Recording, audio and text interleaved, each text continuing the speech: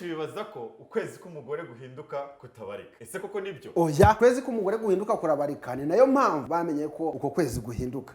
Kumenya ko kwezi guhinduka cyangwa se kudahinduka ubara mu gihe cy'amezi 6. Noneho iyo usanze iminsi yose ingana, uko kwezi kuba kudahinduka. Wasanga iyo minsi itandukanye, uko kwezi kuba guhinduka. Iyo umaze kumenya ko ukwezi kwawe guhinduka, ni ingenzi kumenya ukwezi kwagize iminsi mikeya n'ukwagize iminsi myinshi. Noneho nkuko bisanzwe, reka twifashishe ibikoresho dusanzwe tumenyereye mu gikoni tubara ukwezi k'umugore guhinduka. Aha reka twihe urugero k'umugore wagize ukwezi guhinduka gufite iminsi 33 kurekure, ari byo byerekanwa n'uyu murongo. Noneho dufate n'ukwezi kwe kwagize iminsi mike, kwagize iminsi 28, ari byo byerekanwa n'uyu murongo. Noneho uko kwezi kubarwa, ufata ukwezi kwagize iminsi myinshi ugakuramo 11. Tugendeye ku rugero rwacu, tugafata uko kwezi kwagize iminsi 33 tugakuramo 11, turasigarana 22, ari byo byerekanwa kuva kuri uru runyanya kugeza aho aya magi arangirira.